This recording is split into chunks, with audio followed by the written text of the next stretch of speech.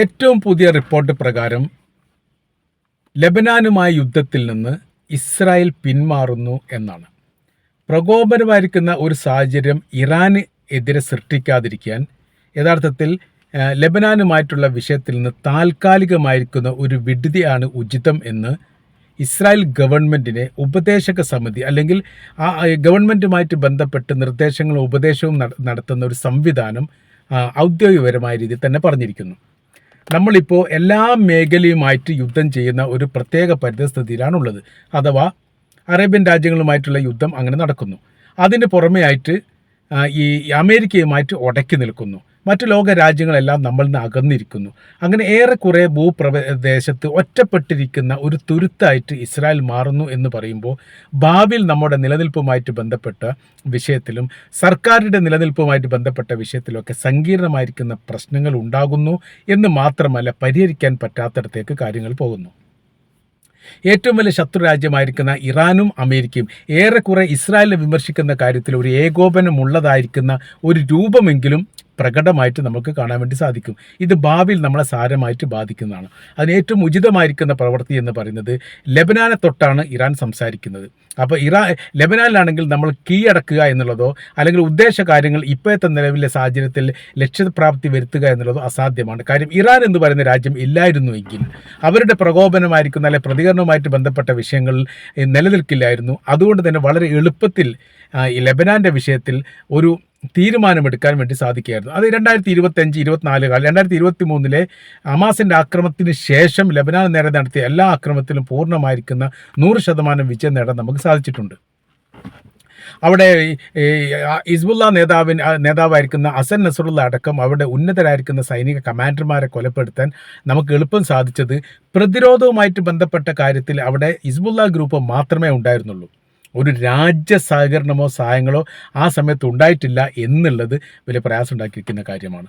അപ്പോൾ ഈ വലിയ പ്രയാസം അവർക്ക് ലെബനാൻ ഉണ്ടാക്കിയിരിക്കുന്ന കാര്യമാണ്. അതിൽ സന്തോഷകരമായിരിക്കുന്ന സാഹചര്യമാണ് ഇസ്രായേലിന് സൃഷ്ടിക്കപ്പെട്ടത്. എന്നാൽ റൂട്ട് മാറി 2025 ഇറാന് നേരെ നടത്തിയ ആക്രമണവും പിന്നീട് അവരുള്ള പ്രത്യാക്രമണവും 2026 ഫെബ്രുവരിയിൽ ആരംഭിച്ച രണ്ടാം ഘട്ട യുദ്ധവും നമ്മളുടെ നടുവൊടിക്കുന്ന തരത്തിലാണ് കാര്യങ്ങൾ പോകുന്നത്. അപ്പോൾ അമേരിക്കയും ഈ ഇറാനും തമ്മിൽ പ്രശ്നമുണ്ടെങ്കിൽ രാഷ്ട്രീയപരമായ രീതിയിൽ അവർ തമ്മിൽ പരസ്പര ധാരണയും കരാറുണ്ടാക്കുക സ്വാഭാവികമാണ്. ഇവിടെ നടക്കുന്ന സംഭവം അതല്ല. ഇവർ ലെബനാനെ സ്പർശിച്ചുകൊണ്ടാണ് ഇറാൻ സംസാരിക്കുക. അതിന് ഒരുപാട് കാരണങ്ങൾ അല്ലെങ്കിൽ ഒരുപാട് രാഷ്ട്രീയപരമായിരിക്കുന്ന മെച്ചങ്ങൾ ഇറാനുണ്ട്. കാര്യം എന്ന് പറഞ്ഞാൽ ഈ മേഖലയിൽ വലിയ രീതിയിലുള്ള പ്രബലമായിരിക്കുന്ന സൈനിക ശക്തിയായിട്ട് ഇറാൻ മാറുകയാണ്. അവരുടെ നിലപാടുകളും അവരുടെ സമീപനങ്ങളും അവരുടെ തീരുമാനങ്ങളും ഏറെക്കുറെ ലോകം അംഗീകരിക്കുന്നിടത്തേക്ക് കാര്യങ്ങൾ പോകുന്നു.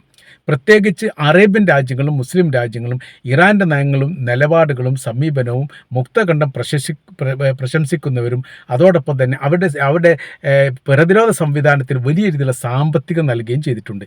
എല്ലാ കാര്യങ്ങളും കൃത്യമായ രീതിയിൽ പുറത്ത് അറിയുന്നില്ല എന്ന് മാത്രം. അപ്പോൾ അവരുടെ രൂപീകരണവുമായിട്ട് ബന്ധപ്പെട്ട് അവരുടെ ഏകോപനവുമായിട്ട് ബന്ധപ്പെട്ട് അസൂയാവഹമായിരിക്കുന്ന മുന്നേറ്റമാണ് അറേബ്യൻ രാജ്യങ്ങളും ഇറാനും ഇപ്പോഴത്തെ നിലവിലെ സാഹചര്യം എടുത്തിരിക്കുന്നത് എന്നുള്ളത് വളരെ കൃത്യമായിരിക്കുന്ന ഒരു കാര്യമായിട്ട് നമ്മൾ മനസ്സിലാക്കാൻ വേണ്ടി പറ്റും. അപ്പോൾ നമ്മളിപ്പോൾ ലെബനാനുമായിട്ട് യുദ്ധം ചെയ്ത സമയത്ത് അവർ തിരിച്ചടിയുണ്ടാവും. ഇപ്പോൾ തന്നെ 4 സൈനികർ കൊല്ലപ്പെട്ടു, 3 ടാങ്കുകൾ തകർക്കപ്പെട്ടു. അത് ഒറ്റപ്പെട്ട ആക്രമണമൊന്നുമല്ല, അത് സ്ഥിരമായ രീതിയിലുള്ള ആക്രമണത്തിൻ്റെ ഒരു ഭാഗം മാത്രമാണ്. നമ്മൾ അവരുടെ മേഖലയിൽ 5ഓളം ഈ മേഖലയിൽ നമ്മുടെ സ്വാധീനമുണ്ട്. 5ഓളം ഏരിയകളിൽ. ആ ഏരിയകളിലെ സ്വാധീനം ഇപ്പോൾ 3ആയി ചുരുങ്ങിയിരിക്കുന്നു. 2 സ്വാധീനമില്ലാത്ത സ്ഥിതി വരുന്നു. കാരണം നിരന്തരം 24 മണിക്കൂർ എന്ന തരത്തിലുള്ള ആക്രമണ പരമ്പരകൾ വരുന്നു. അതിനെ ഒരുമിച്ച് പ്രതിരോധിക്കാൻ വേണ്ടിയിട്ട് ഇസ്രായേലിന് സാധിക്കുന്നില്ല. അപ്പോൾ പിന്നെ പിന്മാറേണ്ട ഒരു സ്ഥിതി വിശേഷം വരുന്നു. അപ്പോൾ ലെബനാനിൽ നമ്മൾ ആധിപത്യം ഉണ്ടാക്കുക എന്ന് പറഞ്ഞാൽ ഇറാൻ ഉള്ളിടത്തോളം കാലം അസാധ്യമാണ്. അപ്പോൾ ഇപ്പോൾ നമ്മൾ പിന്മാറുന്ന സമയത്ത് മാന്യമായ രീതിയിലും അഭിമാനം സംരക്ഷിച്ച് പിന്മാറാൻ വേണ്ടി പറ്റും. കുറച്ചങ്ങോട്ട് കഴിഞ്ഞാൽ സ്ഥിതിക്ക് മാറ്റം വരും. സ്ഥിതിക്ക് മാറ്റം വരിക എന്ന് പറഞ്ഞാൽ കുറച്ചങ്ങോട്ട് കഴിഞ്ഞാൽ സ്ഥിതിക്ക് ഏത് തരത്തിൽ വിഷയം വരുമെന്ന് പറഞ്ഞാൽ നമ്മൾക്കെതിരെ തുറന്ന ഒരു യുദ്ധത്തിന് ഇറാൻ തയ്യാറാകുന്ന സാഹചര്യം വരും.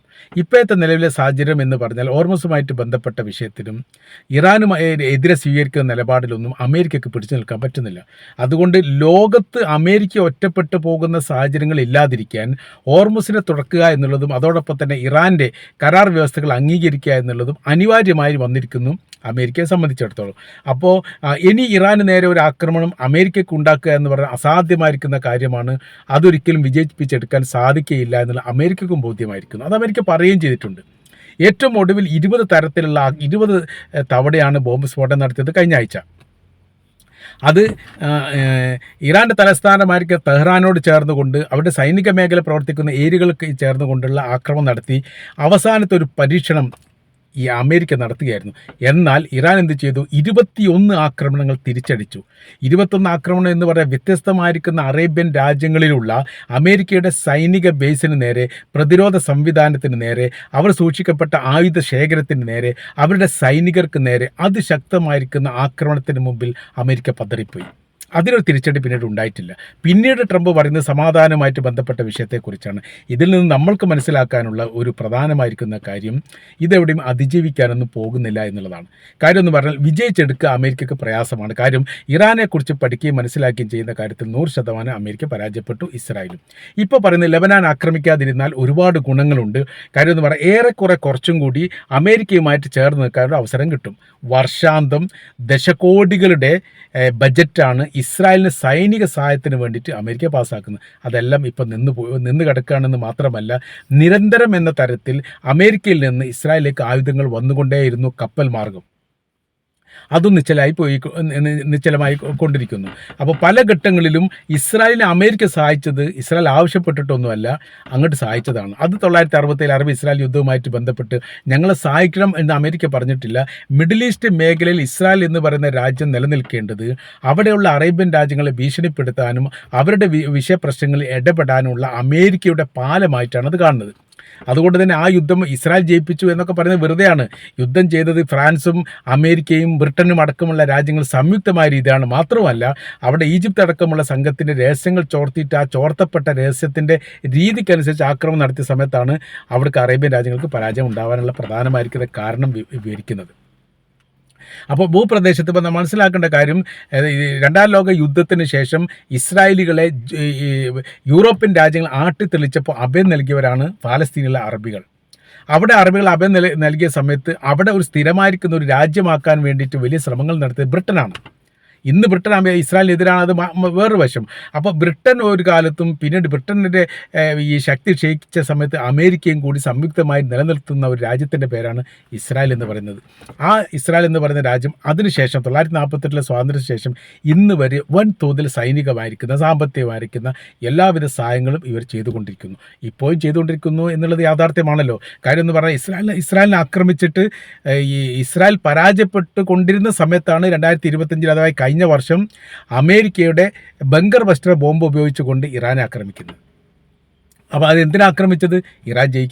ഇസ്രായേൽ ജയിച്ചു കിട്ടണം, ഇസ്രായേലിൻ്റെ ജയമാണ് അമേരിക്കയുടെ അനിവാര്യം എന്ന് മനസ്സിലാക്കിയിട്ട് അങ്ങനെ ആക്രമണം നടത്തിയത്. പക്ഷേ ഗുണമൊന്നും ഉണ്ടായിട്ടില്ല എന്നുള്ള മറ്റൊരു വശം. മാത്രമല്ല ഇസ്രായേലിന് അമേരിക്കയ്ക്ക് വലിയ തിരിച്ചടിയാണ് ഉണ്ടായത്. അപ്പോൾ ഇവിടെ നിന്ന് മനസ്സിലാക്കേണ്ട കാര്യം, എല്ലാവരുമായി ഒറ്റപ്പെട്ടുകൊണ്ട് ഒരു ഒഴിഞ്ഞ തുരത്തു പോലെ ഒരു രാജ്യത്തിന് നിലക്കാൻ വേണ്ടി സാധിക്കില്ല. പ്രത്യേകിച്ച് ഇസ്രായേലിലേക്ക് നല്ലൊരു ശതമാനം അവരുടെ ജീവിതാവസ്ഥയുമായിട്ട് ബന്ധപ്പെട്ട കാര്യം ഇറക്കുമതി ചെയ്തു. മറ്റു ലോക രാജ്യങ്ങൾ ഇങ്ങോട്ട് ഇറക്കുമതി ചെയ്യുന്നുണ്ട്. കുറഞ്ഞ കാര്യങ്ങൾ മാത്രമാണ് ഇസ്രായേലിൽ നിന്ന് അങ്ങോട്ട് കയറ്റുമതി ചെയ്യുന്നത്. മാത്രമല്ല ഇസ്രായേൽ നിർമ്മിക്കുന്ന മെയ്ഡ് ഇൻ ഇസ്രായേൽ നടിക്കുന്ന ഒരു വസ്തു പോലും അറേബ്യൻ രാജ്യങ്ങളോ മുസ്ലിം രാജ്യങ്ങളോ ഇപ്പോൾ വിൽക്കാൻ വേണ്ടി സാധിക്കുന്നില്ല. എല്ലാം ബാനാണ്. പിന്നെ പല വസ്തുക്കളും അവർ നിർമ്മിക്കുന്നത് മെയ്ഡ് ഇൻ അമേരിക്ക വെച്ചിട്ടാണ്, മെയ്ഡ് ഇൻ USA എന്ന് എഴുതിയിട്ടാണ് വിൽപ്പന നടത്തുന്നത്. ആ വിൽപ്പന നടത്തുന്നതിൽ പോലും ഇപ്പോൾ നിയന്ത്രണങ്ങൾ വന്നിട്ടുണ്ട്, നഷ്ടങ്ങൾ വന്നിട്ടുണ്ട് എന്നുള്ളതാണ്. കയറ്റുമതിയും ഇറക്കുമതിയും സാരമായിട്ട് ഇസ്രായേലിനെ ബാധിച്ചിട്ടുണ്ട്. അത് ഇസ്രായേലിനെ ബാധിച്ചു കഴിഞ്ഞാൽ പിന്നീട് അവരുടെ സാമ്പത്തിക നിലനിൽപ്പുമായിട്ട് ബന്ധപ്പെട്ട വിഷയം വലിയ സങ്കീർണമായിട്ട് പോകുമെന്ന കാര്യത്തിൽ സംശയമില്ല. അപ്പോൾ നമ്മൾക്ക് കൂട്ടി വായിക്കാനുള്ളത്, ലെബനാനിൽ നിന്നുള്ള പിന്മാറ്റം ഇസ്രായേൽ എന്ന് പറയുന്ന രാജ്യത്തിൻ്റെ അടിസ്ഥാനപരമായിരിക്കുന്ന നിലനിൽപ്പിന് ആവശ്യമാണ് എന്ന് നിലവിലെ സാഹചര്യത്തിൽ ഇസ്രായേൽ മനസ്സിലാക്കുന്നു എന്നും അതിനോടനുബന്ധിച്ച് തന്നെ അവിടെ നിന്നുള്ള പിന്മാറ്റം ഘട്ടം ഘട്ടമായിട്ട് ഉണ്ടാകും എന്നുകൂടിയാണ് ഈ വിഷയമായിട്ട് ബന്ധപ്പെട്ട് നമുക്ക് മനസ്സിലാക്കാൻ വേണ്ടിയിട്ട് സാധിക്കുന്നത്.